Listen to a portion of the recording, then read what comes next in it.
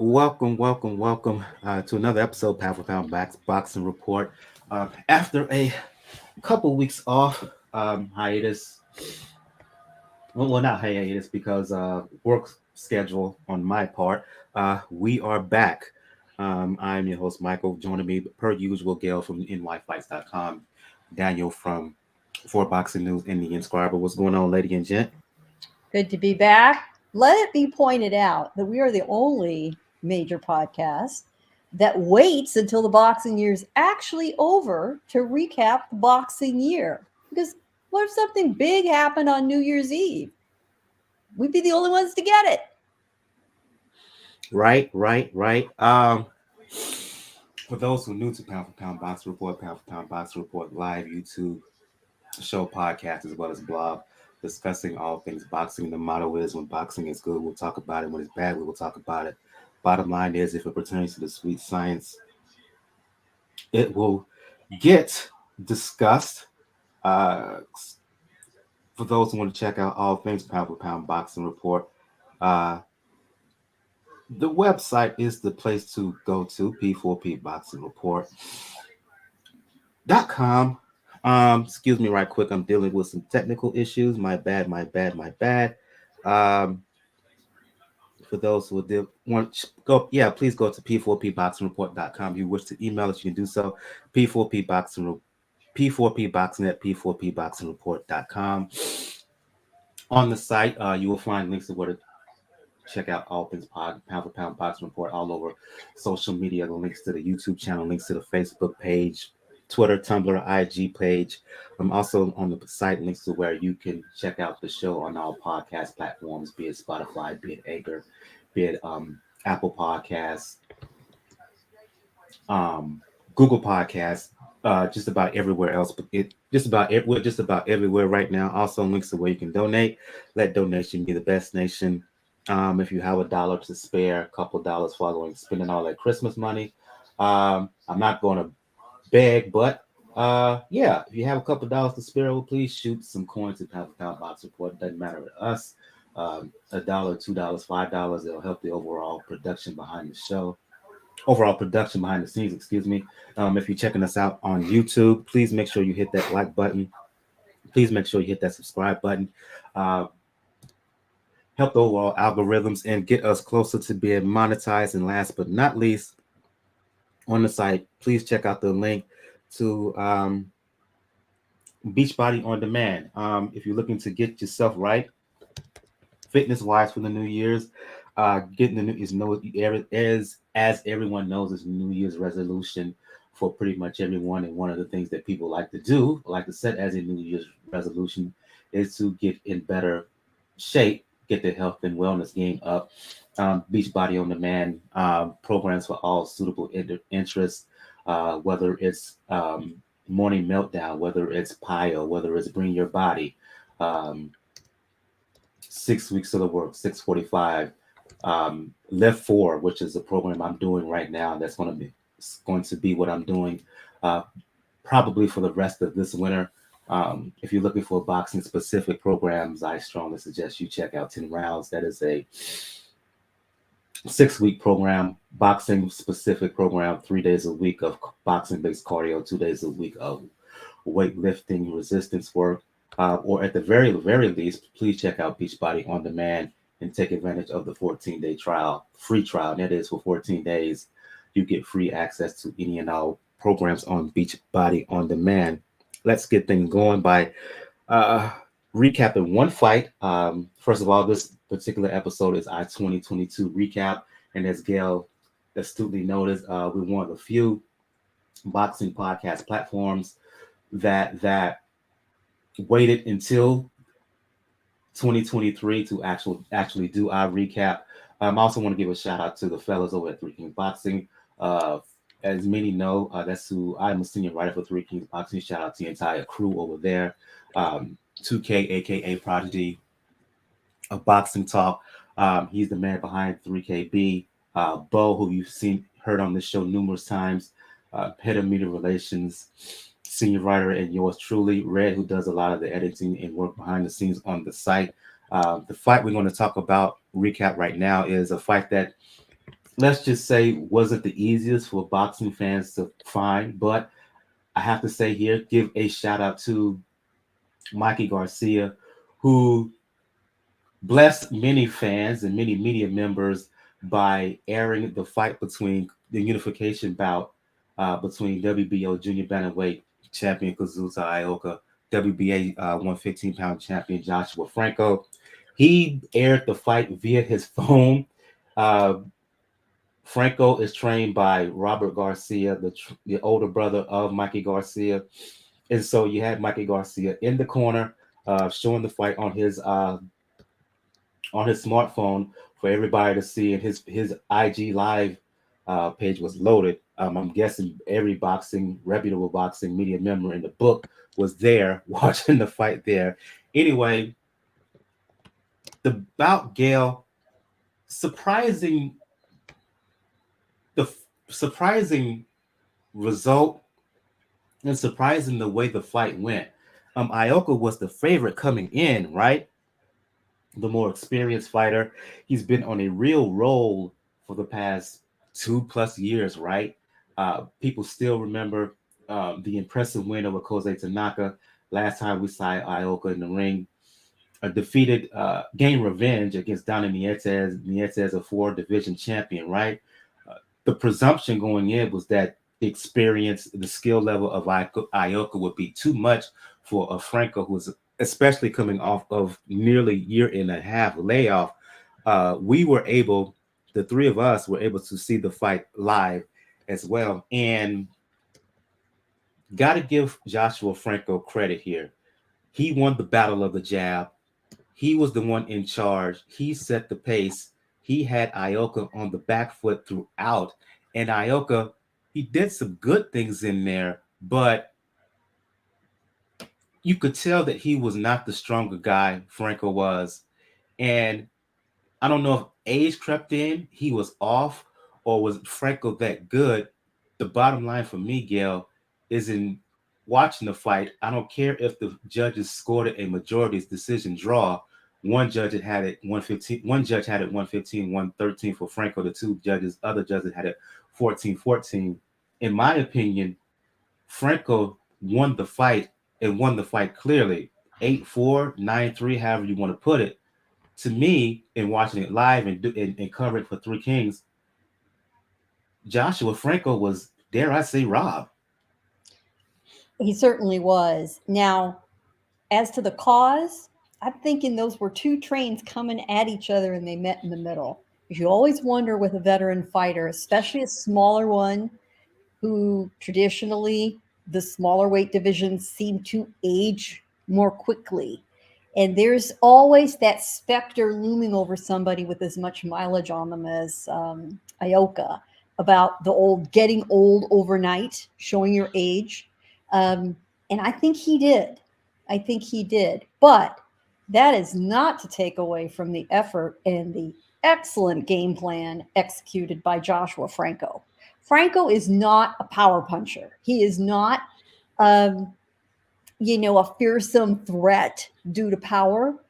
But I think he's taken a page out of younger brother Bam Rodriguez's book about the effectiveness of being the one busier, moving forward, directing the action, putting all the other skills together to show that, hey, judges, I'm controlling this fight. I am directing the action. I'm showing where it's going. That goes a long way. I certainly thought the way you did. I thought he won the fight. Ioka he downright seemed confused at times about, I don't know what to do with this guy. I don't know how to get him off me. I don't know how to slow him down. I just, he didn't run per se, but he was not engaging with his own game plan at all. I will say this. First of all, Mikey Garcia should be boxing's equivalent of the Manning cast for every major fight. It must happen.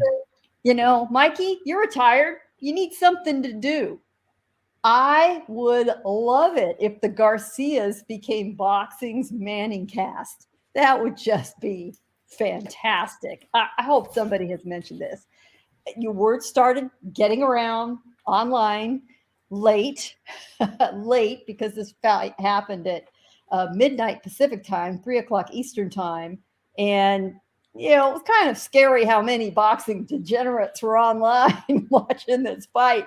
But the word started to travel quickly. Hey, Mikey is showing this fight on Instagram Live. And because it wasn't being shown in the United States, there was no copyright violation.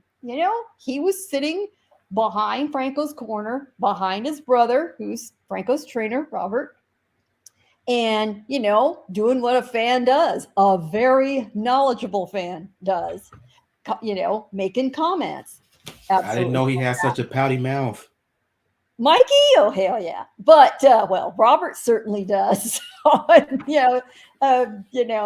It must be in the family.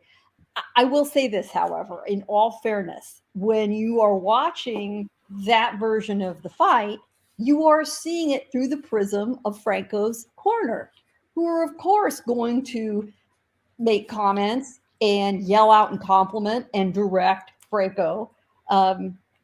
Because they are of course on his side and leaning his way. However, we were also in a large group of media and others, knowledgeable fans, a manager and a trainer or two scattered about us. We were watching the Japanese broadcast as well, so we weren't entirely relying on Mikey's viewpoint.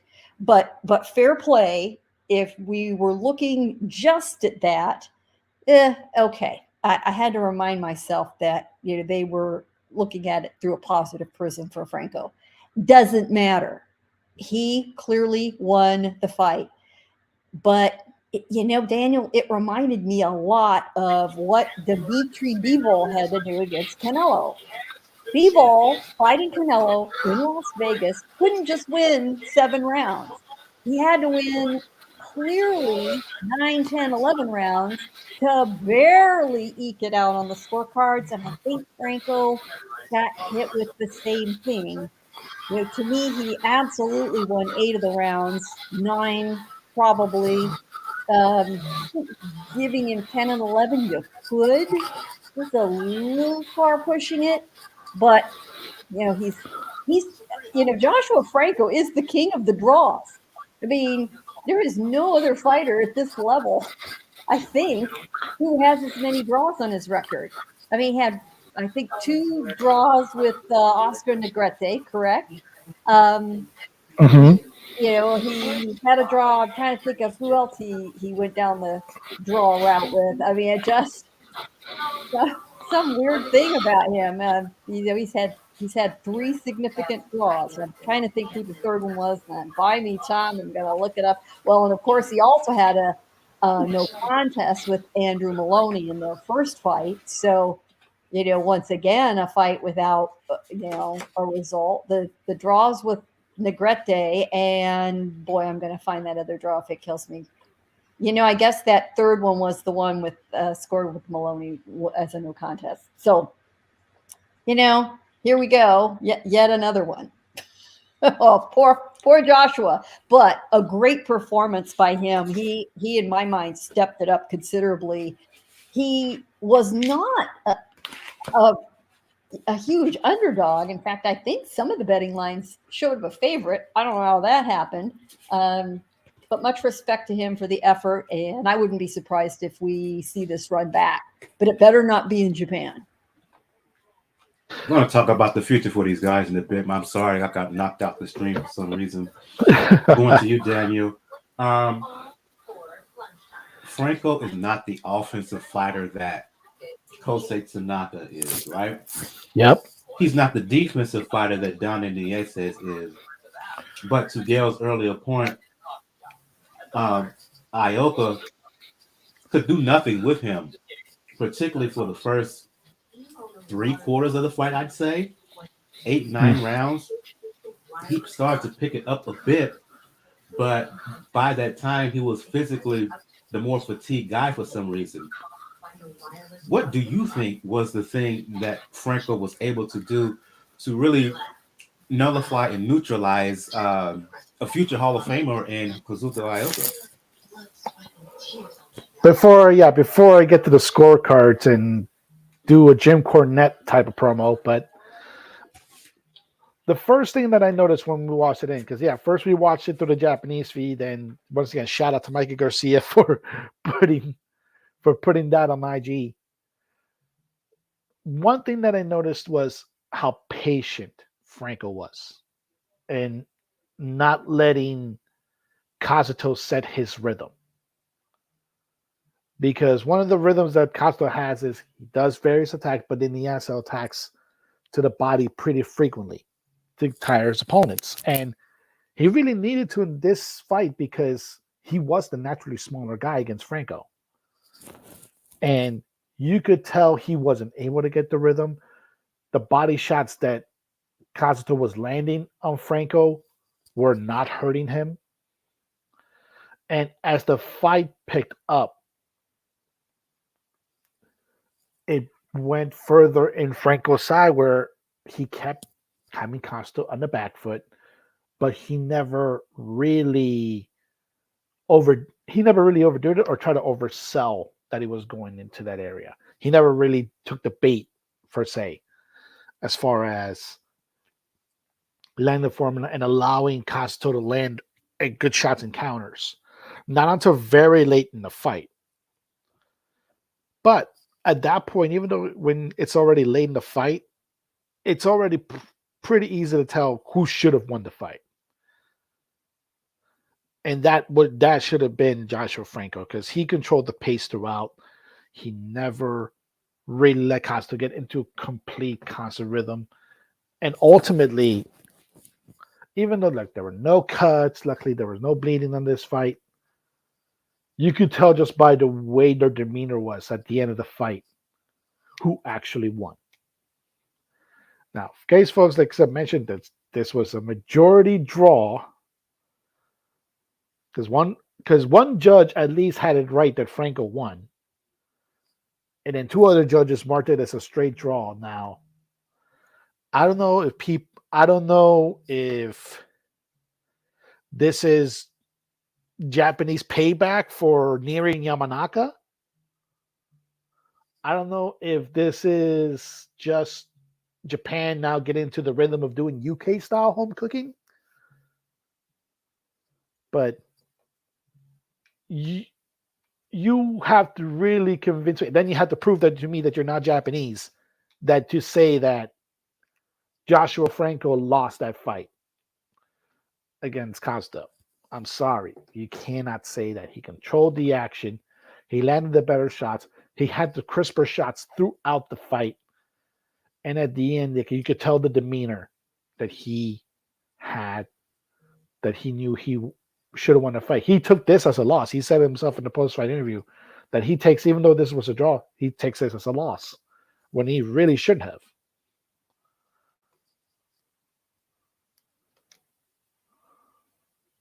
Questions here. Let's talk the future of both guys. And I wrote this for Three Kings Boxing in a follow-up article to this fight.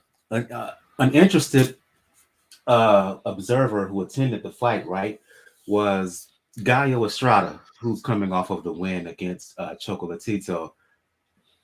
There's been rumblings that Estrada, that Ioka and Estrada are kind of starting negotiations. Let's just say that there were discussions before this fight of Ioka and Estrada fighting at some point in 2023, but Ioka has this mandatory, right? The WBO before this fight mandated that the winner fight Junto Nakatani, former WBO flyweight champion, who's moving up to 115 pounds.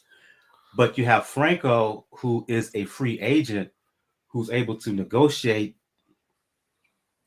with and for the highest bidder. So he could conceivably fight Estrada if he wanted as well. How viable is a Ioka Gallo Estrada bout at this point, right? would Frank is there do you think a rematch will happen between Ioka and Franco? Do you think Ioka will still try to pursue the fight with Estrada? Will the WBO demand that he fight Nakatani next? What's up next for Franco if he doesn't get the rematch with Ioka? Just throwing a bunch of stuff out there, and letting you just try to react to it. You're just going to make us do the hard work and sort it out, aren't Yeah, it sounds like it. He sounds like it. you? Daniel. Oh, okay. The logical thing and the just thing would be to have an immediate rematch, but no, it cannot be in Japan. It cannot be in Japan, and you can't say it can be in the U.S. because then they'll accuse us of home cooking. So, as sad as it sounds, unfortunately, we're gonna have to look to the Middle East as a middle ground for both of these guys. Now, this fight did well enough where they probably earned that in it's probably the Middle East as far as financing, but that should be what they're shooting for. Because at the end of the day, Franco knows, his team knows, and anybody who's not Mr. Magoo knows that he should be holding an actual belt right now. But if the WBO sticks with their ruling, then yeah, then it's probably going to be Costa versus Nakatani. Easy fight to make. Obviously, it's in Japan. It's easy to make. I don't think you're going to get Gallo at this stage, because Gallo may actually tell you, take care of Franco first, then come talk to me. Because who knows? He may be seeing Chocolatito fourth time before anything. So it's either gonna be like, if you're Castro, it's probably either gonna be Nakatani, which we're probably hoping for, or you're gonna have a rematch with Franco. And like I said, if I'm Franco's team, you make it a condition they will not be in Japan.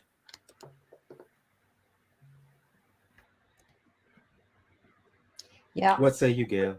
It's interesting because I think, Ioka doesn't want, I don't think if he's smart, he wants any part of Franco, because he's just going to get more of the same and double if he's not in Japan. He's going to lose. He's better off if he's going to lose a fight, and I do think he'd lose no matter whether he fights Franco or Estrada. Fight the bigger name, the bigger status guy for bigger money if you think you're going to lose. That would be a huge fight in Japan. So the revenue generation aspect of it, if Estrada thinks he can do what Franco did not, and he is the flashier guy and the bigger name, it's going to be a risk reward decision for him. What the sanctioning bodies are going to do, for God's sakes, who the hell knows? I think that if two of the three parties can come to some kind of agreement, they're just going to say, we're good with that. Do what you want to do. I do think it would be smart for Estrada to knock off Ioka first and then fight Franco. So Franco will end up with some kind of stay busy fight. I would get a huge kick out of seeing both Franco and Bam Rodriguez on the same card, if that could all be managed somehow in the months in between. Now we'll see what happens. No matter what happens, I don't hate any of those fights. So I'm not going to gripe really, no matter what they decide. Okay, since you basically accusing me of unloading everything on y'all, I'll give my 2 cents worth. I think that the WBO will find a way, will uphold the WBO will stand on their square, if you will, and be adamant that Ioka fight Nakatani. I think in terms of of Franco. I think there's going to be a big time bidding, a big time bidding more for him now coming off of this because uh, uh, his cachet is building. Whether he left Golden Boy earlier this year, I would not be surprised if Matchroom has. I wouldn't be surprised if Matchroom hasn't already reached out to him. And to your point, Gail, if they sign him, I could see them having a big brother, little brother doubleheader. How about this? Franco defending that WBA title on a card, say spring of 2023, with Bam fighting for the flyweight title on the undercard. I say bring I it. could I say bring it. I could see that happening. Um, Bob Arum getting into the picture and uh, signing Franco. Yeah, I just don't see that at that point. I Yeah. just don't see it right now. PBC, maybe, but when it comes to the lower weight divisions here, stateside, or in North America, I should say, US and Mexico, yeah, Matchroom, they're signing fighters Yeah. in those lower weight ranks. And I could see them presumably striking a deal with Franco in the next 60, 90 days. It would make sense for them to do it. It would also make sense for Franco's team and Oscar and Golden Boy to rekindle their partnership as well. Because the main thing, yeah, Matchroom's gonna match it up, and it is smart to put him Franco and his brother be that big brother little brother tandem. But Golden Boy needs fighters, and Golden Boy needs fighters that are championship caliber. Franco has proven more than enough times that he is that guy. He's one of those guys. Right. So I would not. It wouldn't surprise me if it's either him or Eddie that wind up signing him because yeah, that's true. Bob doesn't really go at this stage. I don't think he goes really past featherweight in trying to get guys actively. Like if he happens to land one, it happens. It happened Navarrete, but actively trying to seek a guy in that lower weight class, I don't see it right now at this stage, at least in America now. We also have to remember this is a lower weight class, and this is a weight class that generally also is mostly concentrated in Asia. I wouldn't be surprised if Mr. Honda and Tai can get involved too. It makes it an easier fight. It makes it an in-house fight. But unfortunately for Franco's team, it would also mean that any rematch with Kazuto would be in Japan. That was something I completely advised against. Right. So again, shout out to Mikey Garcia for for doing all major media members, especially, but just boxing fans in general, doing us a major solid. Um, if you look right now, you could probably find the fight and judge for yourself who won. Again, I personally believe everybody here personally believes that Franco won, and we'll see the future here, what that entails for both men. Shout out to Gus, who you've heard on the show in the past. He's in the chat right now. Let's move on to some news. And one main news development I want to talk about took place a couple of weeks ago, and that involves the junior welterweight division of WBC Belt Specific. A few episodes back, we talked about Regis Prograis becoming a two-time champion when he stopped Jose Cepeda to become WBC champion. Per their rule, the WBC's rule, he was next supposed to fight former unified champion Jose Ramirez. Well, news has come down the pipe that Ramirez has turned down the fight, claiming that he is upset with the percentage split from the WBC, upset at the fact that he's getting only 35%. The WBC originally ruled 75-35 in favor of Prograis. They changed that and up to 10% more for Ramirez. Here's my thing, Daniel. One, look, I know Ramirez has made good money throughout his career, but who is he to make these kind of demands on the monetary side? He doesn't have that kind of pull. He doesn't have that kind of popularity, right? If this was Canelo or someone doing it like that, if this was Golovkin, I get it, right? Mhm. If this was who's a popular, if this was in a way making this kind of demand when it comes to a, let's just say, a proposed bout against Fulton, I get it. Ramirez, no. Uh, that's number one. Number two, given the context that Rougarou has tried to fight this dude in the past, it was unsuccessful. Now that the fight was ordered and Ramirez is coming up with another excuse now to bypass the fight, it's a high time that we accuse Ramirez of being, dare I say, a duck.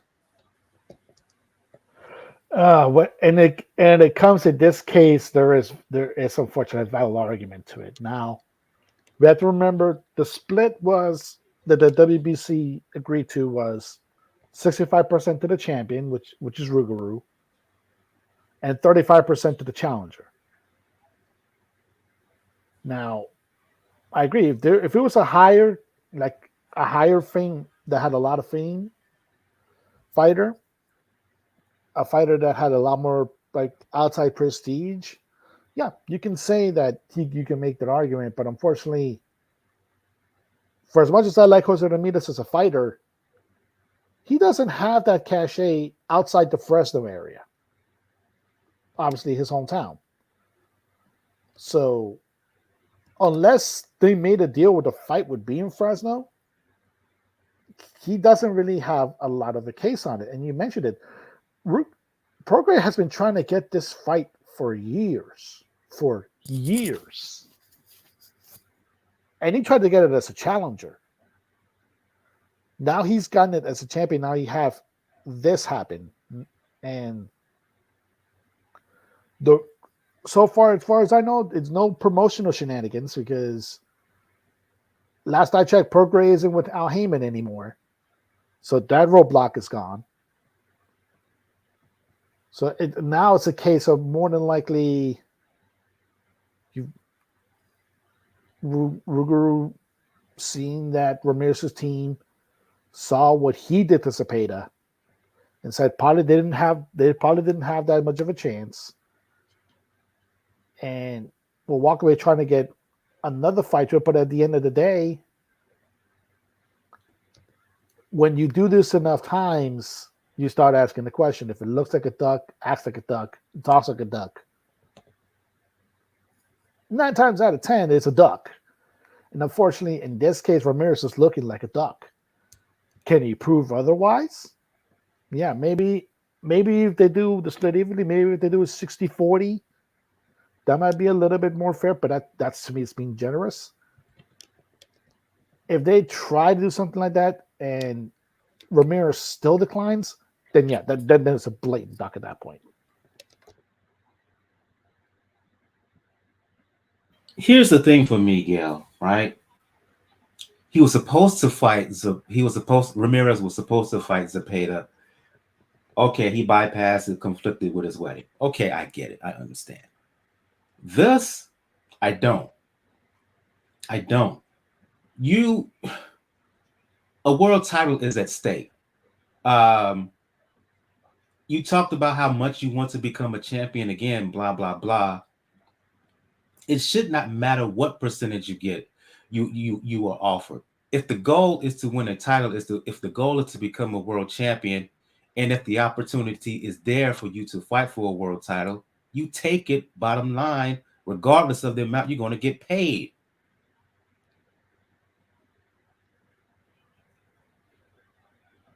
I just sense with Ramirez, he's losing his enthusiasm for boxing. He's got a lot of things on his plate. He's used sport, he's used his professional talents and platform to call attention to the causes that are important to him in the Central Valley of California. He's very integrated with the community. He's very interested in a lot of other things around him. I wouldn't be surprised if he's already made very smart investments with his money. And, I sense that he's only interested now in taking fights, if he's calculated the risk versus reward and the payment ratio. Yeah, he's been in some incredible wars. That's why fans love him. But I'm not sure he has the same willingness now to engage in those wars that he did as a younger man, as a man who wasn't married, who perhaps is thinking about his future with a family, some of the other aspirations he has. Knowing what happened to guys like him who want to just bang it out. And that's a lot of punishment. That is a lot of punishment you carry with you the rest of your life. Do I know this to be true? No, I absolutely do not. I don't know him. I haven't spoken to anybody about it.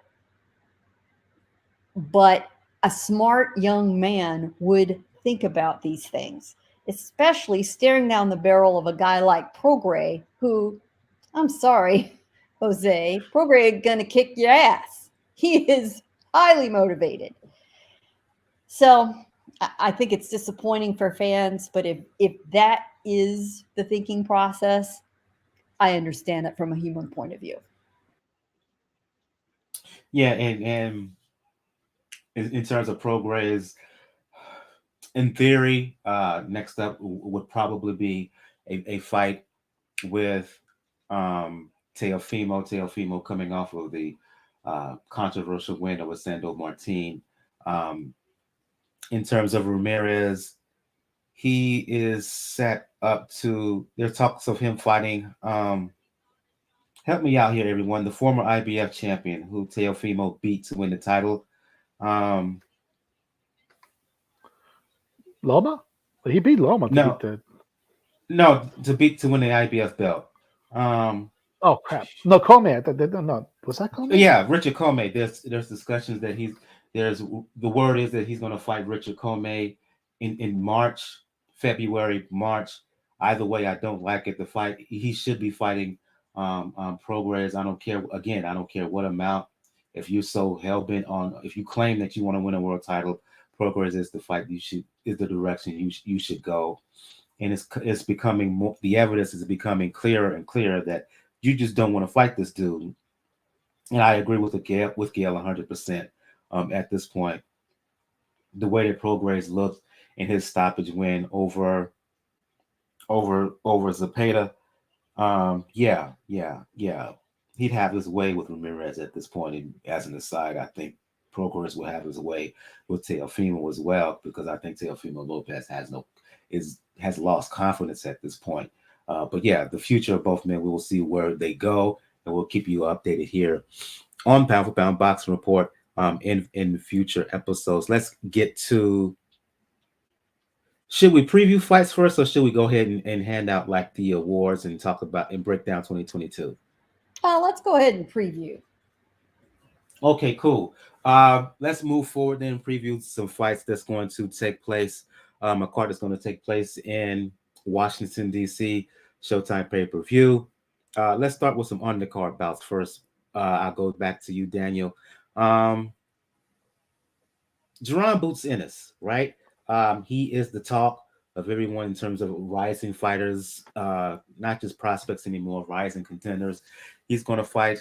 I'm going to leave it up to you to pronounce this guy's last name. IBF interim belt.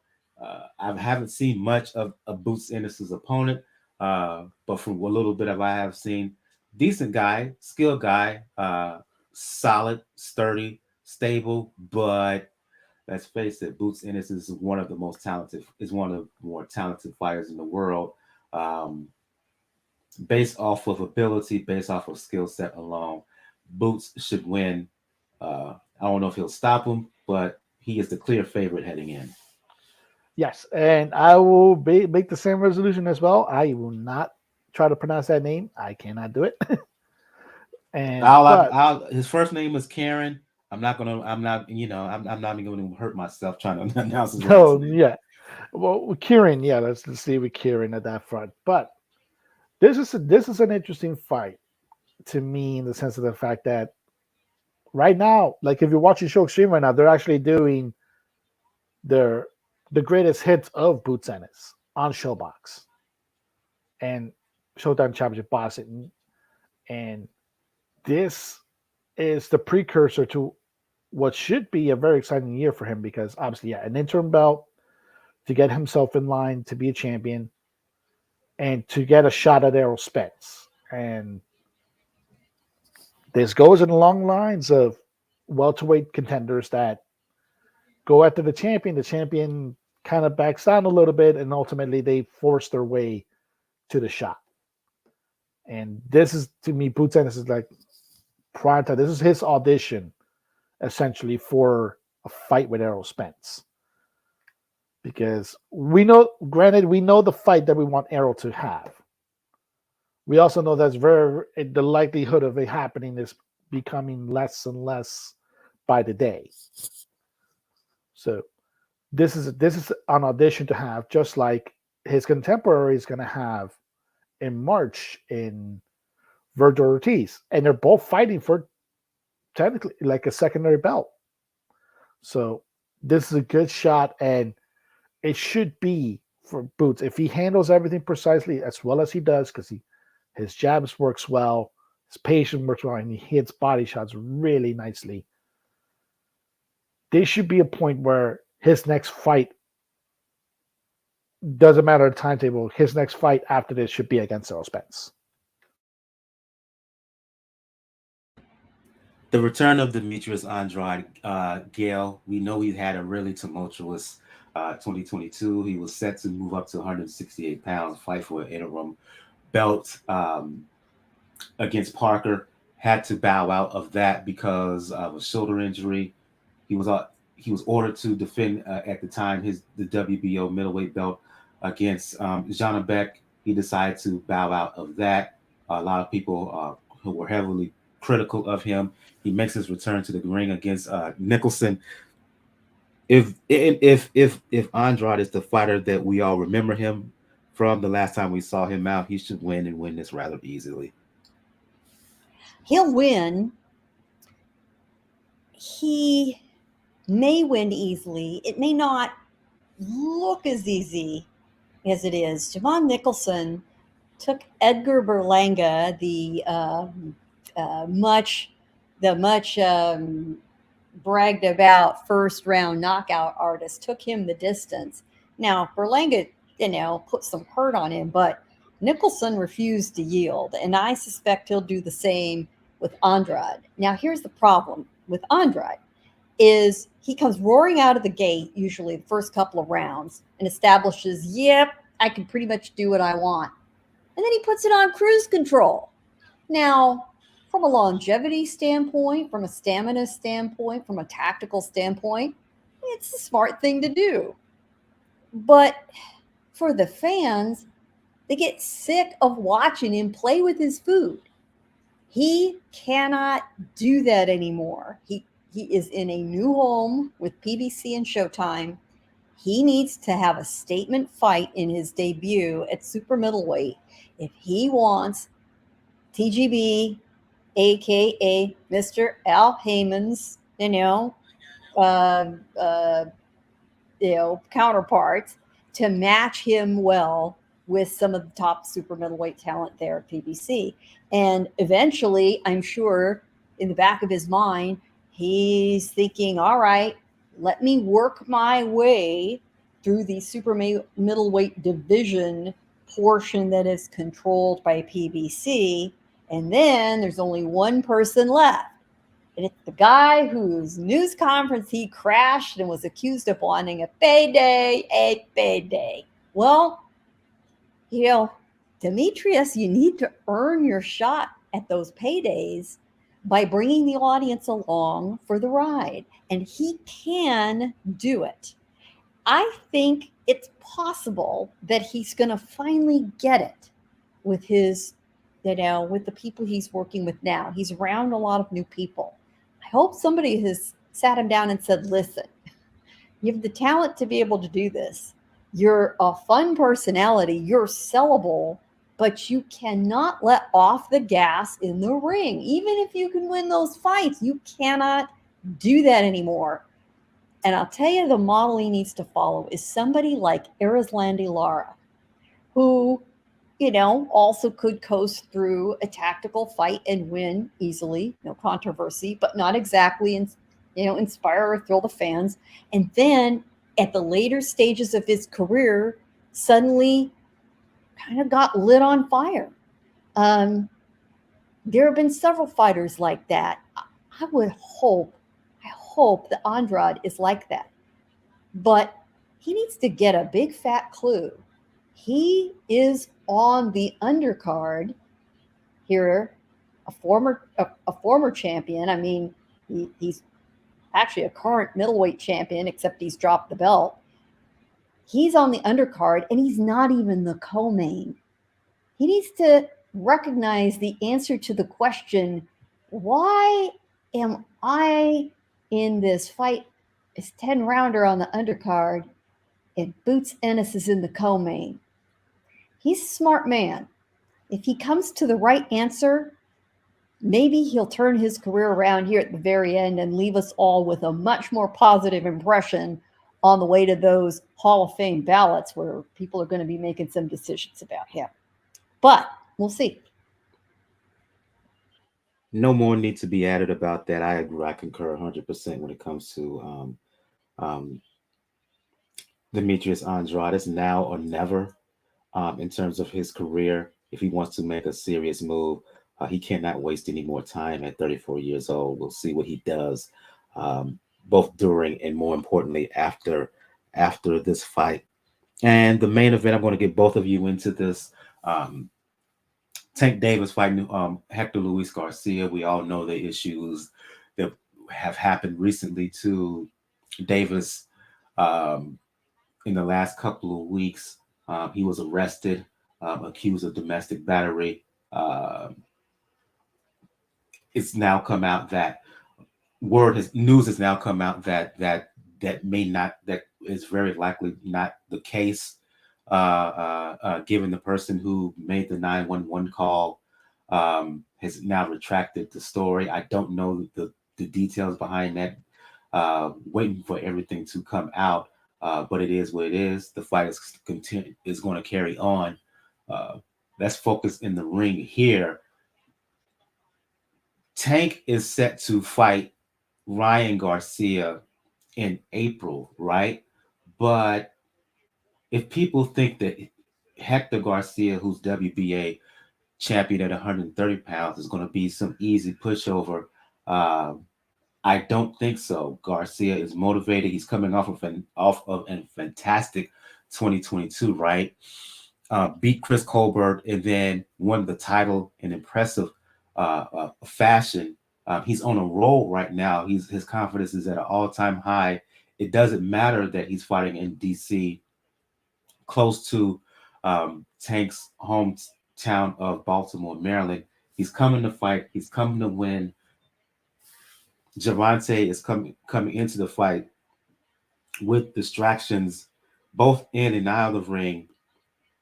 Gail and Daniel. I think there may be some trouble for Tank. Am I predicting him to win in spite of all the outside issues? Yeah, but again, Hector Garcia is going to give Gervonta Davis a battle. I agree. Davis has got a lot going on. Never mind this recent incident. He's got bigger problems that are looming next month. He goes to trial on his hit and run charges for 2020. And that is a case that he tried to, through his attorney, accept a plea deal that would have prevented him from being incarcerated as long as he completed all the terms of the plea agreement. I believe there's some restitution, some community service, the usual things. With a suspended sentence hanging over him should he fail to complete all of those items. But that wouldn't have been that difficult. The judge rejected that plea and said, nope, If you're going to give me a plea deal, I want to see some jail time attached. So back it goes to trial. Now, I don't know what's going to happen in the 6 weeks between now and his proposed trial date. He and his attorney, before that date, could come to another agreement, putting him in local custody for a short period of time. That's what Floyd Mayweather did. Floyd even managed to negotiate a delay in serving his time so he could have a fight with Miguel Cotto. Then he sat on his butt at Clark County Jail for 6 months, griping about the crappy food and how bored he was and this and that, and then got out and carried on. But that's Floyd. Who knows how Gervonta and his team are going to handle this? You know, he has a troubled life outside the ring. So far, it hasn't seemed to derail him. And that might be the case Saturday. It might still not derail him, but his issues have certainly gotten a bit more serious. And he cannot afford to be unfocused. He has a lot riding on this fight in the future. The big money fights, the fight that everyone wants to see with Ryan Garcia. And oh, believe me, Ryan Garcia has not wasted any time in making sure that he sticks it to Tank, that he makes the most of Tank's issues, distractions. Of course, Ryan has got a few of his own, so it's the pot calling the kettle black in a few cases. But still, he's stirring things up. He wants to distract Gervonta. And in the meantime, here's Hector Luis Garcia, a guy that was only expected to be, a worthy opponent for Chris Colbert, and then took him out. And then, gets another fight. Darn it, I can't recall the opponent's name. Again, we're thinking, oh, the Colbert fight, that was a fluke. Oh, no, Garcia had his way the second time. So here he is. The big issue for Garcia, as talented as he is he's coming up a weight division. With a guy who's big for the weight anyway. That is going to be the big challenge. But if Garcia can box him, and if Garcia can execute the same kind of game plan that Leo Santa Cruz tried until he made a big mistake and got caught by an uppercut. Let's imagine Garcia avoiding that uppercut. He's going to give Gervonta some trouble. And a close win for Tank, similar to his close win over Isaac Cruz, isn't going to be good for him at this point. It's certainly not for his mental outlook, which is really where his problems lie right now. Who knows what we're going to see? Of course, you could argue that this makes the fight even more intriguing, and that's how boxing goes.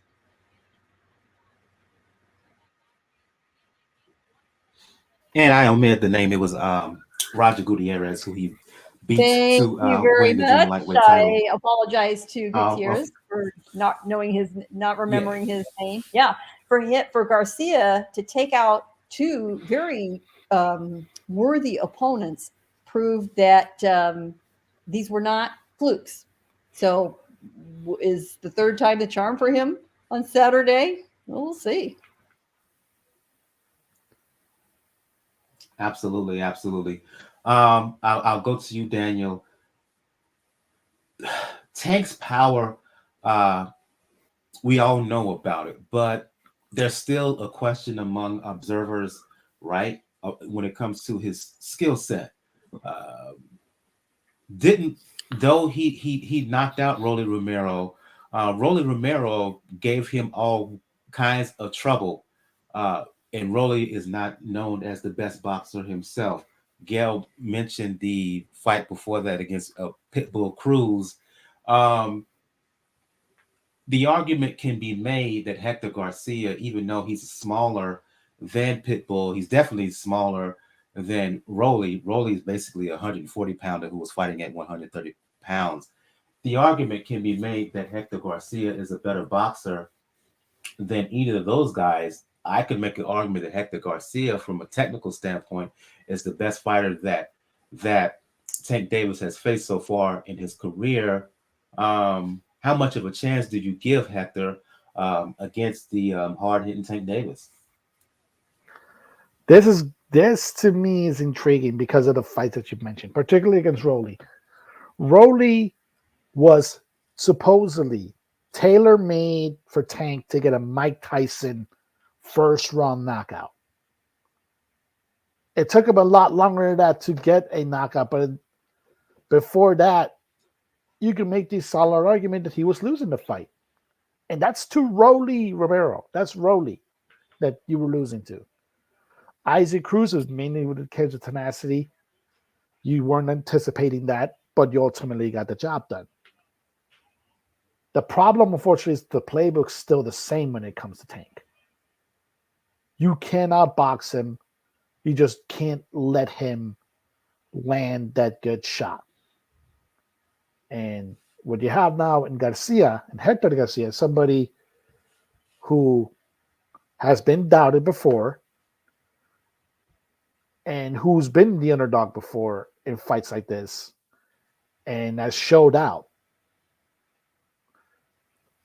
And this to me is going to be an interesting fight. I'm going to go on a limb. I'm going to pick the upset here because unfortunately, with the entire situation that Tank is going through, like you mentioned, that incident that more than likely involved at least one or two wire transfers to make sure that this fight keeps going. It may already be in Tank's head that you factored into it, because it's also a situation where Tank may be looking ahead. He may be looking to a different Garcia instead of Hector. And that may cost him, because Hector looks like a fighter that's smart enough to know that I have to make sure that he doesn't land a shot, but I could probably outbox him fairly easily, because he is, yeah, you can make the argument, he is probably the toughest opponent from a skill standpoint that Tank has faced. And with everything that Tank's going through right now, I would not be surprised if he gets too distracted, and it wouldn't surprise if he loses the fight on points. Granted, it'll be an unpopular decision because it'll be in the DMV area, but considering what Tank is facing later on this year, it might actually be the most merciful loss he may take.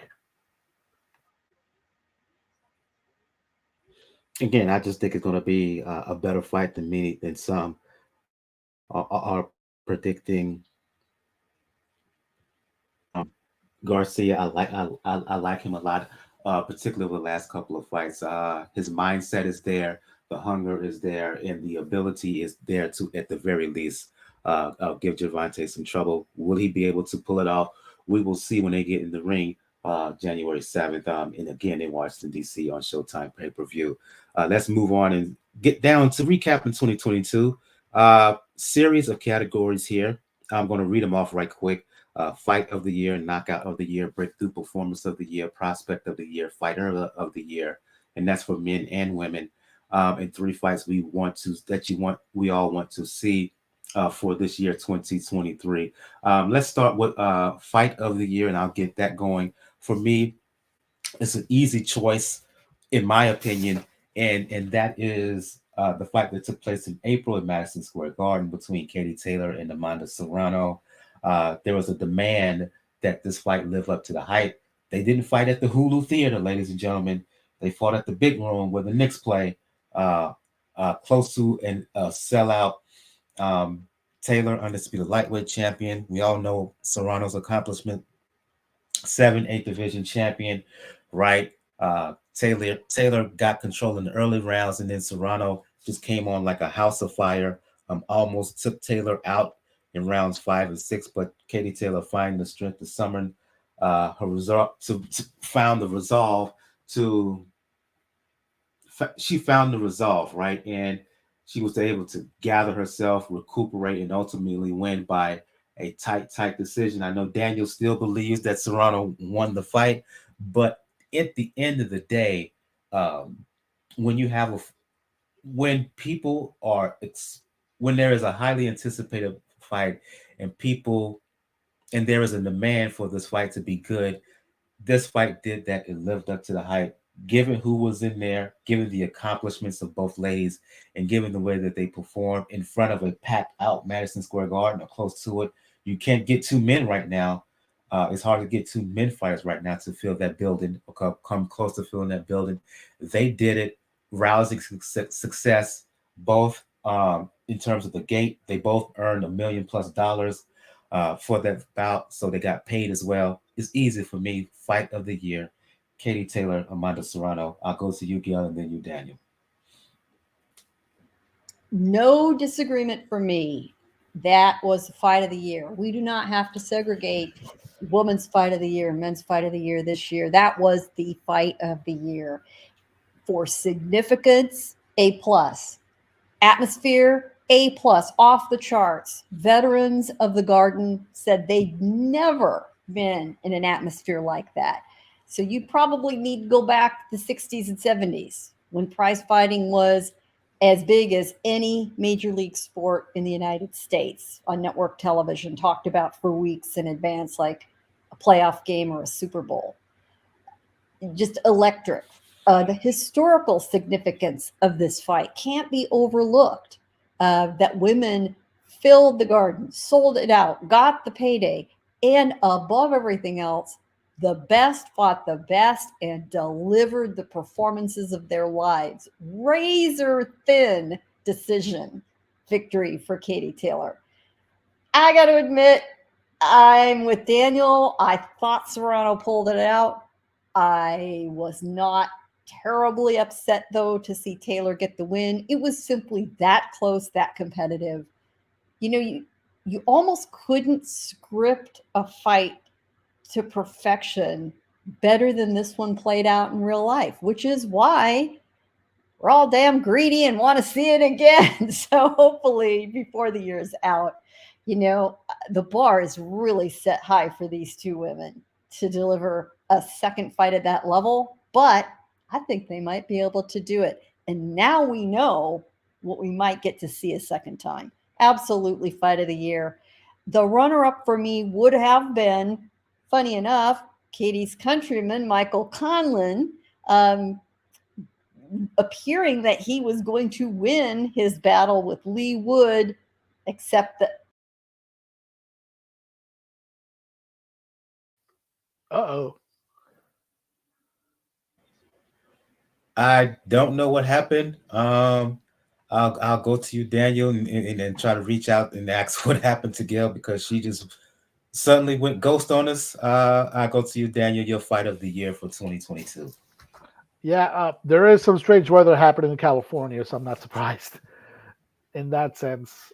But I think we can make it unanimous because there was only one other fight you really had to consider for fight of the year. But when you think about the impact that it made when women's sports, the fact that you can no longer say in the United States of all places, we have to remember, in the US of all places, that women cannot sell out Madison Square Garden, the main building, not the Hulu Theater, the main building.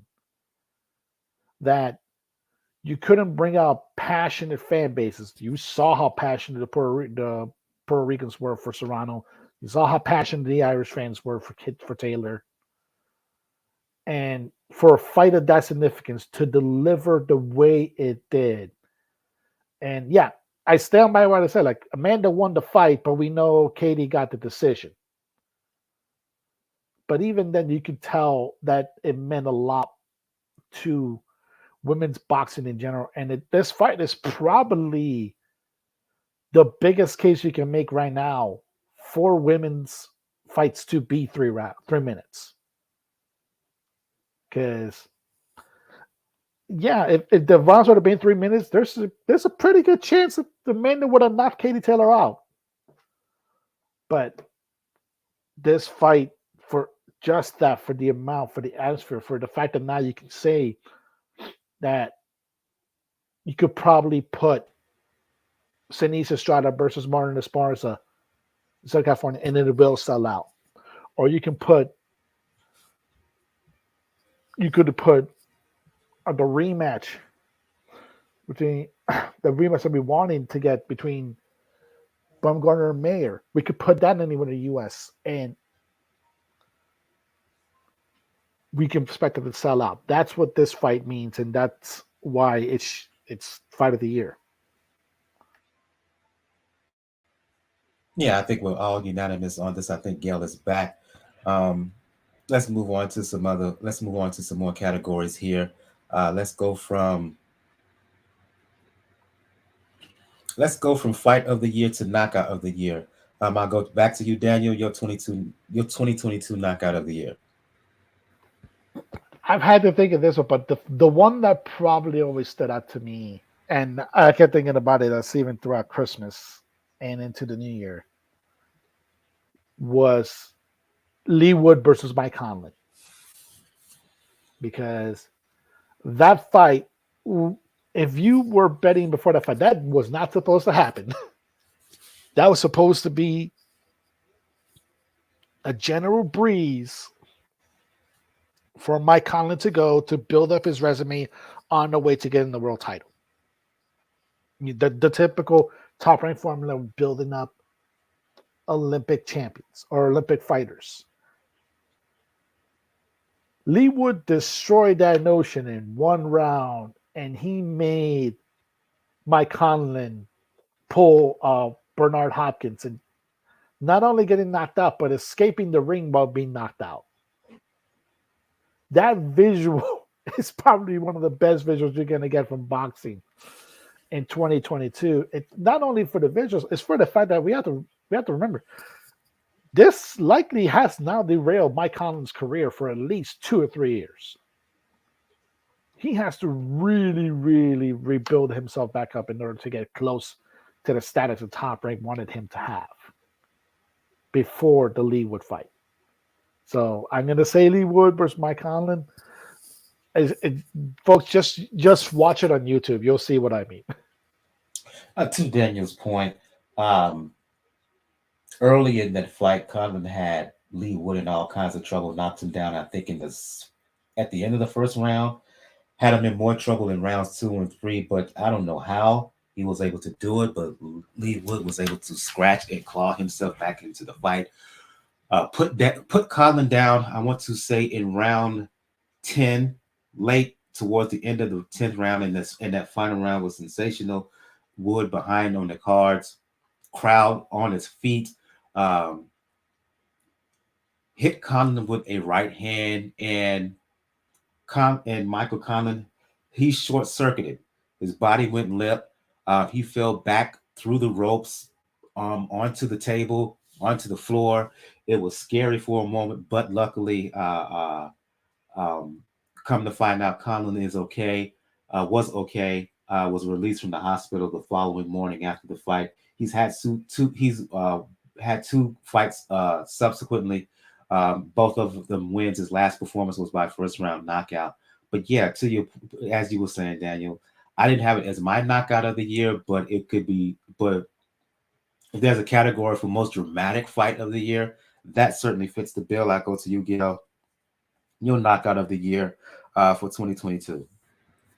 That was a hell of a fun fight, which is why it was my runner-up for fight of the year. And if you want to say that there was a male-female fights of the year, and you want to have Taylor Serrano in one category, I would put Wood Conlon in the other category. But for knockout of the year, there are elements to me that make a knockout really exciting. And one of those elements is the element of surprise that comes out of nowhere. I mean, don't y'all remember Manny Pacquiao getting cracked by Juan Manuel Marquez? Because none of us saw it coming. None of us saw it coming. I mean, it was dramatic and it was powerful, but the surprise element was that,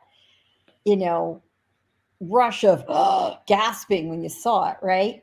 Now, this knockout of the year, I'm going to call out. It didn't have quite that drama, but it did have that, oh my God, what did I just see element. And that was Joe Cordina putting Ogawa flat on the ground. He landed a clean little short check, one punch knockout shot on Kenichi Ogawa, and it won him a title. It won him the IBF title. So that one hitter quitter changed Joe Cordina's entire career, much as you were saying, Michael Conlon has had to rebuild his. He was elated. It was spectacular. It really came out of nowhere, and it was very memorable to me. We had quite a few other good ones. I know a lot of people would say Fundora over Lubin. I have heard others say, hey, even though wasn't much of a fight, the knockout of Deontay Wilder over Robert Helenius was pretty darn spectacular. But I've got to give it to Joe Cordina. I agree. Cordina and Ogawa. The element of surprise took place February, March, second round. And the thing is that Cordina, he took him out with a single right hand, one shot, boom. Ogawa went down and didn't beat the count. And Cordina has had a history of issues with his right hand. And for that to be the punch that just knocked Ogawa flatter than a pancake, who saw it coming? I was like you, jaw dropped when I was able to catch the fight. And yeah, I agree 100% in my opinion. And it wasn't that he's not, that he has no power, but he certainly wasn't known as a power puncher. He had 8 knockouts in 14 fights at the time. But, it's not, slouch, but, he didn't put Wilder right hand fear into his opponents by any means. And Ogawa had 18 knockouts out of 28 fights. So he had some power as well. Yeah, it's just one of those, what did I just see kind of moments. Right. And the fact that Cordina is right now on the shelf recovering, I believe, from an injury to his right hand in training. He keeps having issues with the right hand, but yet he had no issues with letting that right hand bomb on the chin of Ogawa to take him out and to win the world title. I think Cordina is set to fight. Cordina was stripped of the title because he's been on the shelf with injury. Rakimov has won the vacant belt. I think Rakimov and Cordina is going to fight. I want to say April, this coming April, in Cordina's home country of Wales. Let's move from the knockout of the year to, let's have some fun here. Let's move from the knockout of the year to breakthrough performance. I'll go to you on this one, Gail. The fighter who had the breakthrough performance in 2022.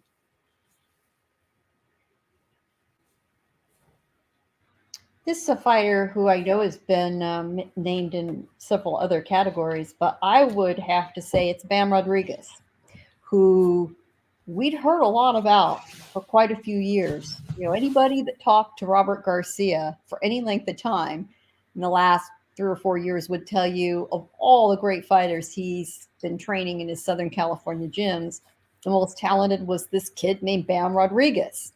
And we'd say, excuse me? Huh? And we actually, most of us know him as Joshua Franco's little brother. It was clear he had talent, but here he is, this little 108, 112 pounder, making his way up, teenager. And all of a sudden, he proved Robert more right than we could have ever imagined, bursting on the scene, beating 2 of the original Superfly 4 Kings, daring to be great, moving up in weight to do it, which takes a lot of guts, especially at that early stage of your career. He's always ready. He delivered exciting fights. He's got his wits about him. He's confident. He carries himself so well for such a young fighter. he is going to be exciting to watch for many, many years to come. And we were very lucky to see him and see him achieving this level at such a young age. We hope he's around for many, many more years. Hopefully, he follows in that way in the shoes of Roman Gonzalez. Going from the fighter who was thought to be the future of the lower weight divisions to the now, um, moving up from number one contender at 108 pounds, get an opportunity to fight for a vacant belt at 115. Carpe diem, sees the day, won the 115-pound title. Very impressive in the first title against Risika. So Rungvisai has decided to move down to flyweight and is going to fight for the vacant WBO flyweight belt, presumably this coming spring. And have nothing wrong. I see nothing wrong in your decision, in your pick, Gail. But I'm going with a different fighter. For me, it's the Ghost, Frank Martin, thought to be a rising contender, untested guy at 135 pounds. Uh, Fought Michelle Rivera, excuse me, Michelle Rivera in a battle of rising, talented lightweights. You don't get to see that kind of fight often in boxing today, but kudos to Frank Martin. Uh, in the biggest fight of his career, uh, his performance was excellent, dominated Rivera throughout, and by the end of that fight, a lot of observers feeling that he can fight, he can compete. He's right up there with the top lightweights right now, be it Haney, be it Tank, be it Shakur. He looked that good in that fight, and he looks to be burgeoning. He's a legit threat at 135 pounds because of that, because of his performance against Rivera. He is my breakthrough performer of the year. I go to you, Daniel. Who's your pick? Your pick, excuse me. I would side with Gail. I'm agree with Bam because not just of the way that he took the opportunity and seized it, it was in the ease that he did it. Because when he fought Quadros, it looked like he was not even exerting any effort at all. Similarly, when he fought Rungvisai, this kid was just perfectly in this flow, but he was also smart enough to know that, yeah, maybe I may be a little bit too small at this stage still for 115. Go back down to 112. You can dominate there for another year or two, and then come back at 115, ready to pretty much dominate and probably take care of the last people remain in the division because the beginning of the year we thought we were gonna get the four kings of this division being Rungvisai, Quadras, Chocolatito, and Estrada. Bam took out half of that court this year. And yeah, he's probably not ready to take out the other half. But the fact that there was even considered a possibility after the years and the dominance that those fighters had at that weight class, that tells you how good this kid is and how smart his team is to not overdo it and let him come back when he's fully ready to take on that division. So I'm being outvoted 2-1 here. That's cool. That's cool. Prospect of the year. I'll go with this one. Um,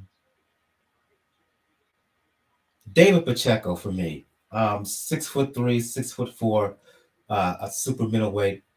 I think he has outstanding potential. I liked how he's looked in recent fights.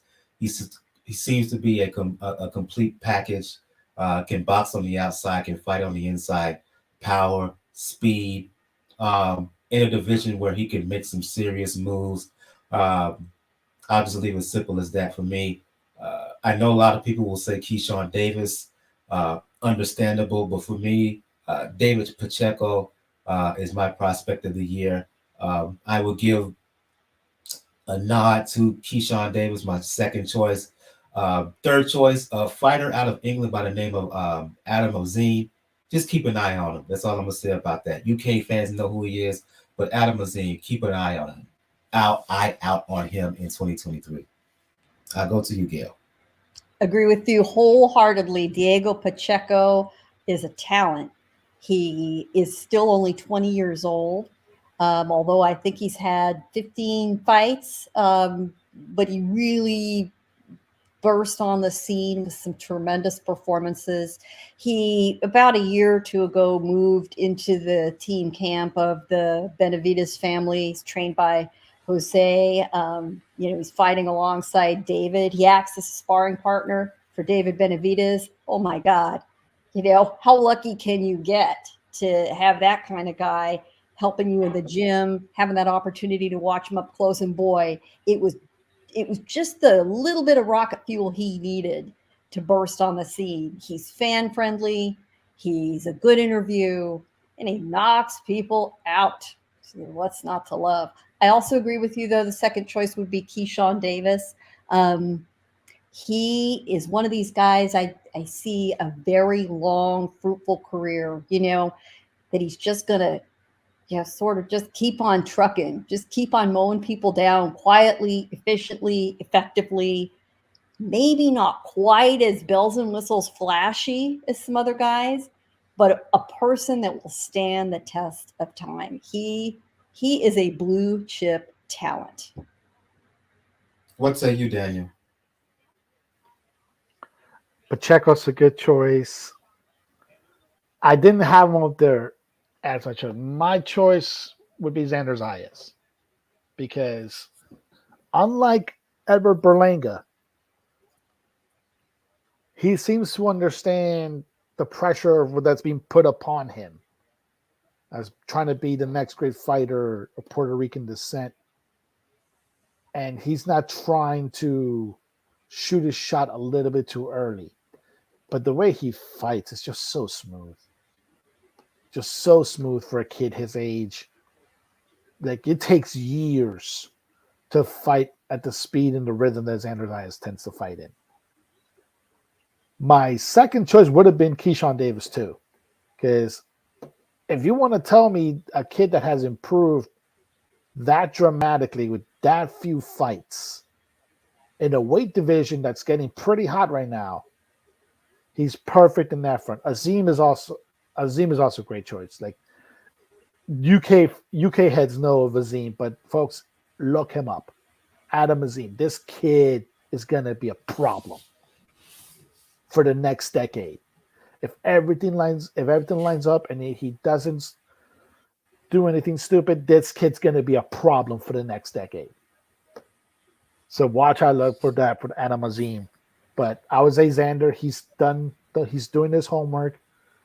He knows what's in front of him, and Berlanga has now given him an example of not getting your head too big when there's that much pressure being put upon you.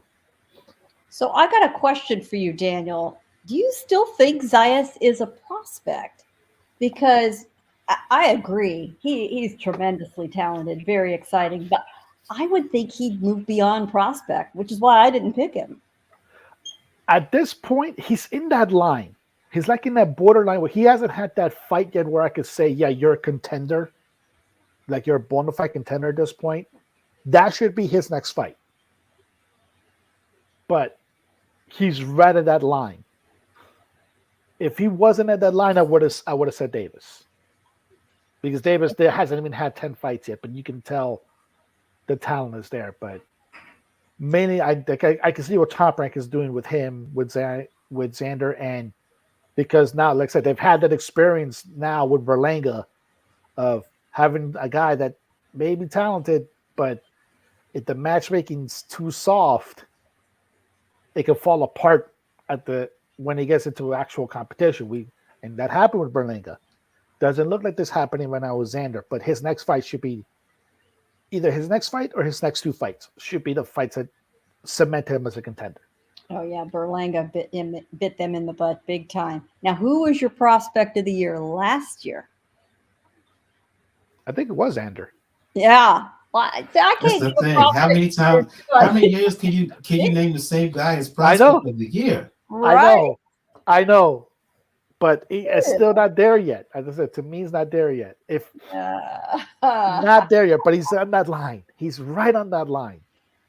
He's tremendously talented. He's part of the next generation.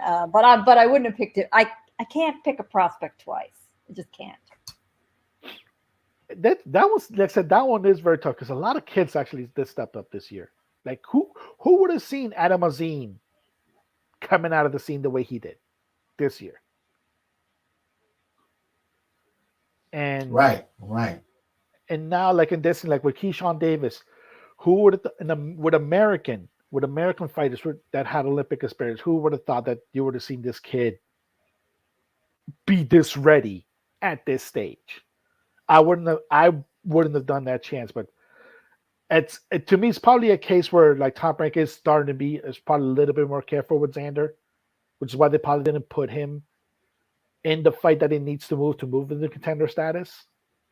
So it's a situation where the matchmaking still puts him there. To me, at least to me, my eyes, as a prospect, but you cannot be a prospect 3 years in a row, especially when you're that talented the way Xander is. Let's move on from prospect of the year to actual fighter of the year for men and women. Let's start with the ladies. Um, since let's face it, the women carried the sport in 2022. I'll stand on my square about that.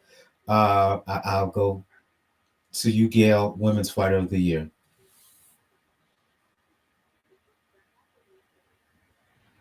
It is really hard to separate Amanda Serrano and Katie Taylor.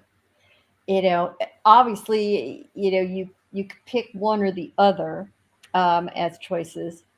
Clarissa Shields is certainly a candidate as well. Um, and I have no quarrel with anyone who picked Clarissa.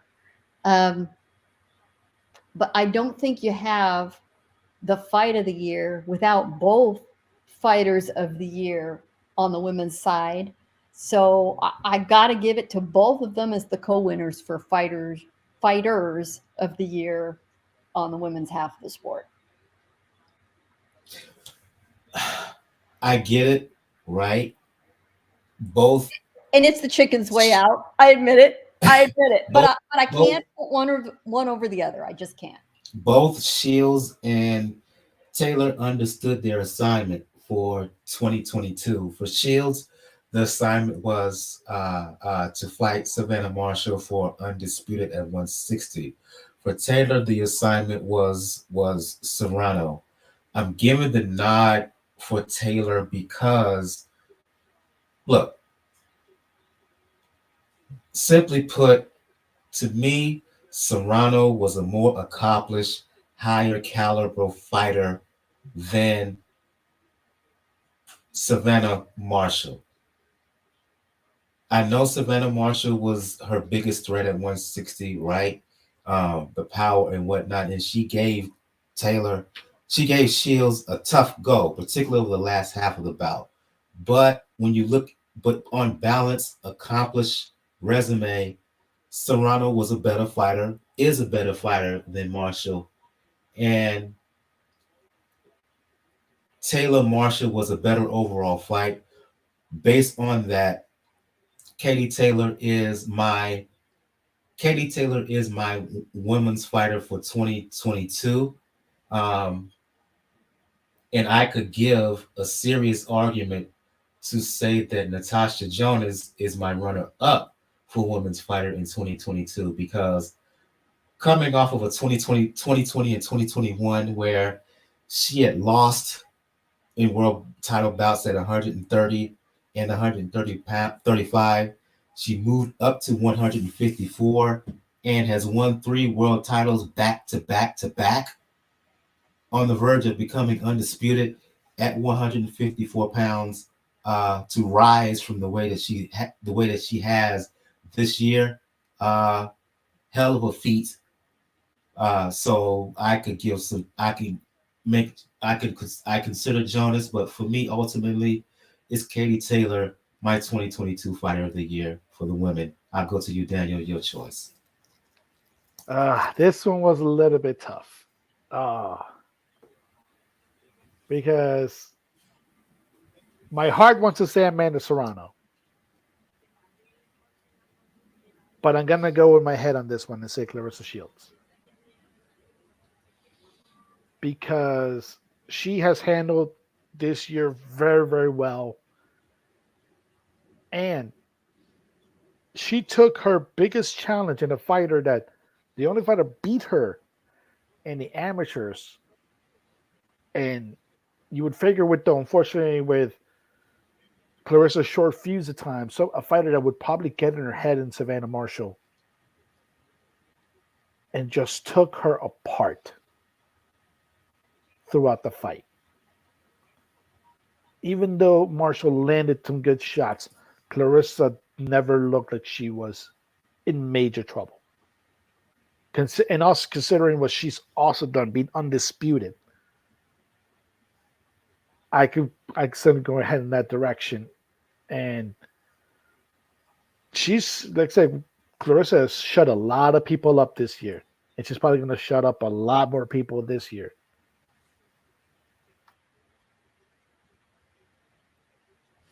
Yeah. Neither of our choices are necessarily wrong here. I'm not going to push back against Gail's choice. I'm not going to push back against Daniel's choice. It's just who do you favor? Very close. Very close here. They could have went either way, and there's no wrong decision here. It's just our opinion. Let's go from the women to the men. I'll go to you. I'll go back to you, Gail. Your choice for the men's fighter of the year for 2022. I think this is one of the few years where there's been truly consensus by a lot of people. Dimitri Bivol is the fighter of the year. He took on the big name in the sport, outboxed him, not only had to win the fight, he had to get enough of a margin ahead of Canelo with the Las Vegas judges to win on the scorecards. He was in complete control of the entire fight. He would not allow Canelo to bait him, get him into Canelo's game plan. He executed his own game plan. He was a 450 underdog in that fight. Those odds will never happen again, folks. The rest of his career. Bivol has been accused, if I could use that strong a verb, in the past of fighting to the level of his opponents. Well, he fought a great opponent and he took him out. And then he didn't exactly have an easy fight in the follow-up against a significant power puncher, much larger than he is, in Gilberto Ramirez. Zurdo had wanted a piece of Bivol forever, and be careful what you wish for.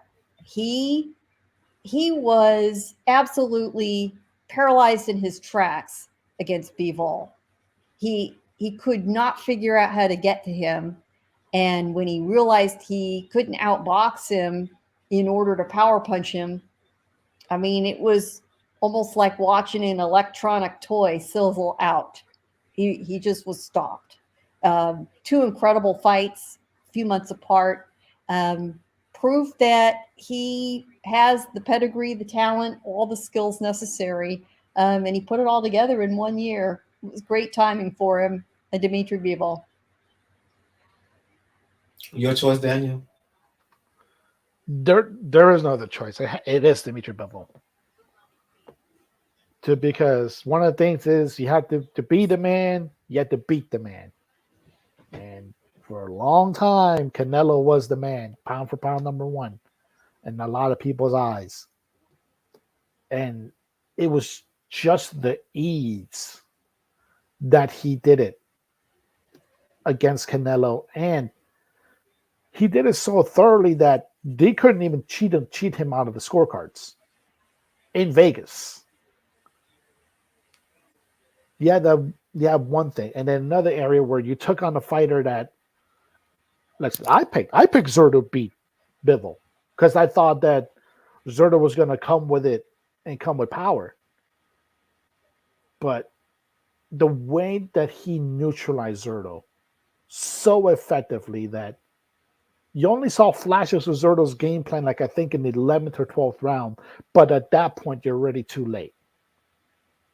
And like I said, with just the relative ease that this Bivol has done it, and the fact that, like I said, he beat what many people consider the number one guy pound for pound up to that point, there's no other case that you can make against everybody else. Make it 3 for 3 here. The easiest, the obvious choice is Bivol, the biggest fight of his career against undisputed super middleweight champion Canelo.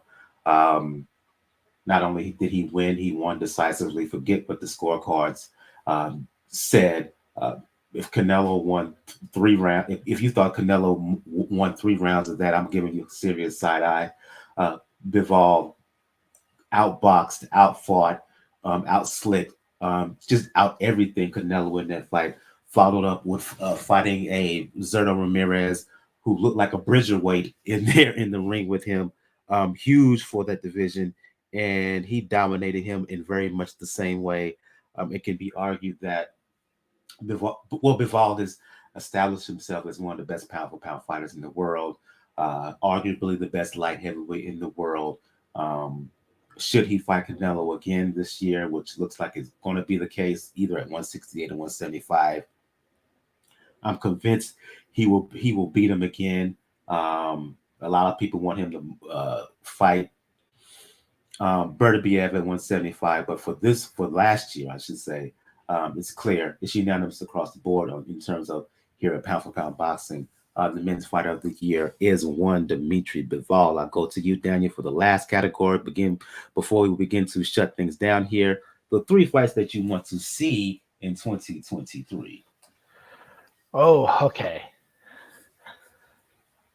Okay, this one I have to think over. The fight that I want to see that unfortunately I fear we will never get, Spence versus Crawford. It's about damn time. Bud made his money, no matter what you say, how the pay-per-view at Venetian went. And at this rate, we need Spence in the ring before he gets into another car. Because at this rate, a 10-year-old's gonna get into an accident with him the next time. This fight needs to happen now. There's no excuse to it, but unfortunately, I could see pride getting in the way. Another fight that I know will probably never happen, but we still want to see it for the same reasons. Fury versus Usyk. Finally decide undisputed heavyweight champion of the world.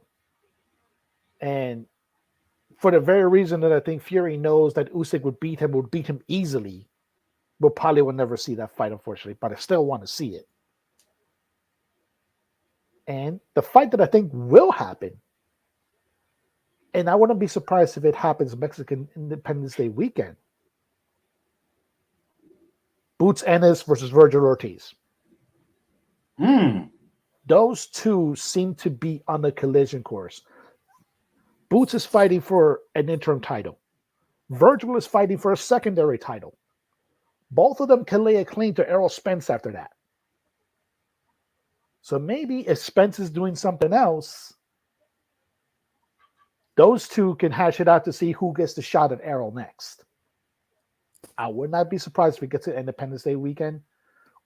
And this fight could happen anywhere. Vegas, Texas. Actually, this could be the fight for Virgil that may fill out Jerry World for him. Or at least halfway full. So that's the fight that I definitely want to see in 2023. Top 3 fights you want to see this year, Gail? Well, I'd like to see the Taylor Serrano rematch as one of those. So I'll use up one of my 3. I absolutely agree with you, Daniel. I would love to see Virgil Ortiz and Boots Ennis. Where we have the next, two of our next stars of the sport, and I think a rivalry that could produce a terrific trilogy or series of fights. I don't necessarily think will be one and done there. I would like to see the heavyweight division settle out, but I'm not going to use that for my third fight. I think that I'm much more intrigued by Tank versus Ryan. Uh, I think it will be equally as hair raising in the ring as out of the ring. We just got to see what happens with Tank here in the next few months. And Ryan is a bit of a wild card, loose cannon himself. So, will we see this fight this year? Is the question. Yeah, they've got an April date penciled in. Folks, do not make non refundable travel plans for that fight. I think that there's a possibility we won't see that fight until later in the year. Still be okay with that. And as far as Spence and Crawford, we're not going to see that fight until both those boys are up at 154. Okay. Two fights that's kind of predictable, third fights that may be outside the scope, particularly of mainstream fans. You mentioned Spence Crawford. Look, they disappointed all boxing fans by not fighting in 2022. I'm holding out a small bit of hope that they fight in 2023. So that's my first one. The second one, Usyk and Fury at heavyweight. It looks like it's going to happen March, April of this year. Third fight, Third fight for me is Stephen Fulton and Naoya Inoue at 122 pounds. Inoue coming off of easy win over Paul Butler to become undisputed champion. If there is one fighter between 18 and 22 that can give I'll say between 15 and 122 that can give the monster a good fight, I think it is one Stephen Fulton. I think he's gotten better and better with each fight. I was very impressed with his performance over Daniel Roman last time out. He will be the best boxer that Inoue has faced, and I think he will give the monster some problems. So those are my three. And as an honorable mention, David Benavidez, David Morrell at 168 pounds. Since Canelo's not going to fight him for some reason, not going to fight Benavidez, why not make Benavidez and Durrell, I think, on style? Very good matchup. They both talked about fighting each other.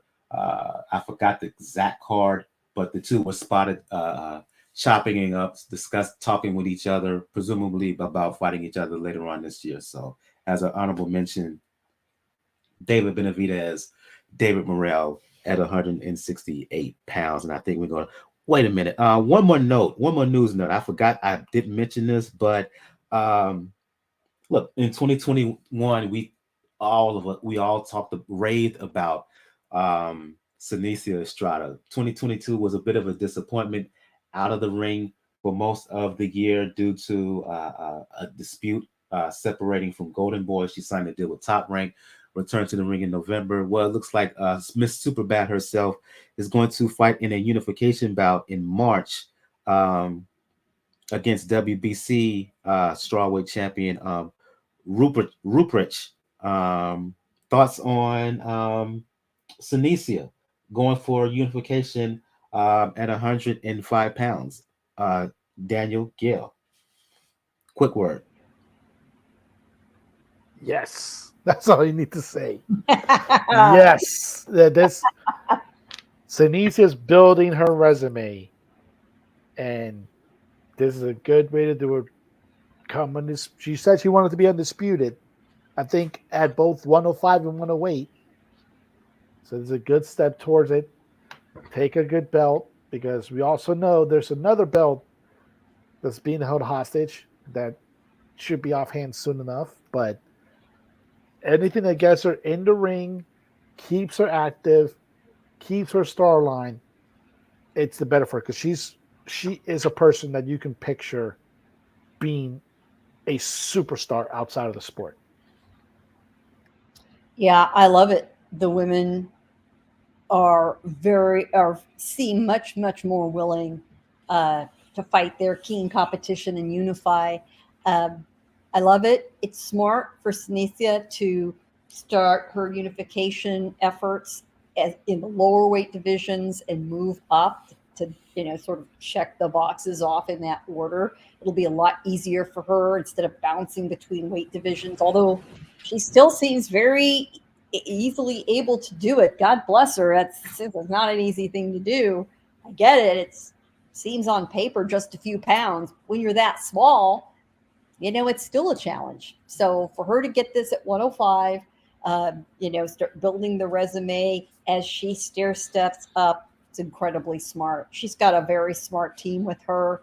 She's got all the support in the world. All the right pieces are in place for her to head down that path that we saw paved by women like Katie Taylor, like Amanda Serrano, like Clarissa Shields, like Natasha Jonas. And we've got this list of names now that we can rattle off, and that hasn't always been the case. Y'all like it. I love it. The trend of the best of the best amongst the ladies continues in 2023. Serrano, Taylor, Shields, uh, Bermudez, uh, Baumgartner, Mayer, all fighting each other, all fighting in unification bouts. It continues here with Serrano and Ruprecht. Serrano deserves this kind of big fight opportunity. Insiders know how good she is. She has star potential all over the place, and it seems that this is step one of Top Rank. Um, the real promotion begins for Super Bad, and it starts with this fight. She wants to become that woman at 105 pounds, and it looks like this is the start. That this is the jump off for it. So yeah, absolutely. Um, and it looks like it's in that opportunity will come for her. The beginning of it, of what she hopes is her push for undisputed at 105 pounds begins in March. I think March 25th is the proposed date. And I think we're going to end things on that note. I'm going to go around the panel here. I want to thank everybody who joined us in the live chat. Pigeon Show, Gus, who you've heard on the show, Gus from Corruption and Boxing, who you've heard on the show before. Thank you. And if you haven't done so already, please hit that like button. Please hit that subscribe button. Again, it'll help the raw. It'll help the algorithms, and it'll get us closer to being monetized. Going to go around the panel here. Begin the show, ladies first. Going to end the show with ladies first. Gail from Communities Digital News. For those not nyfights.com, excuse me. For those who want to talk boxing, for those who want to talk media, for those who want to check you out every now and then on TMZ Live, let the folks know where they can find you. You see it right there on the screen. nyfights.com is the website, not just me, but our whole band of talents in all facets of fight coverage and expanding to numerous combat sports. Me personally, PR Pro San Diego, not afraid to mix it up on Twitter. And boy, we just did all have a week on Twitter, didn't we? And I think I'll give it a rest for a few days. My fingers are tired. I'll go to you. I'll go to you, Daniel. For Boxing News, the Inscriber. For those who want to talk the sweet science, for those who want to talk professional wrestling, for those who want to talk all things Miami Heat, let the folks know where they can hit you up. All right, folks. Duke Elon hasn't nuked Twitter yet, so. It's still on Twitter, Rockers99, RAWKZ99. Those are also the socials in Mastodon and Hive. And I just did get post, so that'll also be on post as well. But definitely catch me on there. Got to get some plans lined up, including one that I need to talk to you, Mike, a little bit off air. And definitely catch on to it, because if you're a big fan right now of New Japan, you better get your nap on, because Wrestle Kingdom will be on in literally 4 hours. Indeed. For those who want to talk boxing, music, fitness, you know what it is with me on Twitter, Brother JR 76. If you want to talk boxing, music, Fitness and Fragrance on IG. You can do so, Brother JRSC. Same thing on TikTok. You can do so at Brother JR76 on Instagram. I mean on TikTok, excuse me. Yeah, if you want to on the next episode, um it will be mostly a recap show recapping the DC card in Vegas. St. Davis and Hector Luis Garcia, Boots Ennis versus the against Karin for the IBF interim welterweight title. All Demetrius Andrade and Nicholson. Also on that card is Rashidi Ellis, uh, ranked welterweight. Also, Brandon Lee ranked 140 pounder. We may do a preview of the return of FA Ajagba. There's not much boxing happening on the 14th. Unification bout for the ladies at 108 pounds as Kim Clavel is fighting Jessica Neri Plata, WBC, WBA, junior flyweight belts at stake. We may do a preview of that. Again, I want to thank everybody who joined us in the live chat, everybody who's listening now or will listen later on, and who will check us out on YouTube. For Gail from NY Fights, for Daniel for Boxing News and the Inscriber. I'm your host, Michael. This has been episode 389 of the Pound for Pound Box Report. Belated happy holidays, belated happy new year. We will see you guys next time. Y'all have a good one. And before I leave, before we sign off, I want to send thoughts and prayers to the player from the Buffalo Bills. His name escapes me. If you can help me remember the guy right now, Gail and Daniel, who was injured. Scary situation. This episode is being recorded on January the 3rd. On January the 2nd, during this Buffalo Bills Cincinnati Bengals game. Help me. Help me the player's name from the Bills. Buffalo Daniel and Bills Gail. safety Damar Hamlin, age 20. Damar Hamlin. There you go. Scary situation where he made a tackle, got up, and then just suddenly collapsed on the ground. Cardiac arrest basically saved his life as he was lying on the floor. Very, very scary situation. As of right now, the latest is that he is still in critical condition in a Cincinnati area hospital. And we here at Pound for Pound Boxer Report join everybody else throughout the sports world and throughout the general public. Thoughts and prayers to the kid and to his family, to the entire Buffalo Bills organization. Don't know the situation. We haven't received any update, but again, just thoughts and prayers, and just what was a frightful situation that has had not just the NFL and sports world talking, but the mass public, particularly U.S. public talking. So I just want to give our thoughts to him as well. I hate to end on that sad note, but I couldn't sign out without acknowledging that situation. Episode 389 of Pound for Pound Box Report. We will see you guys next time.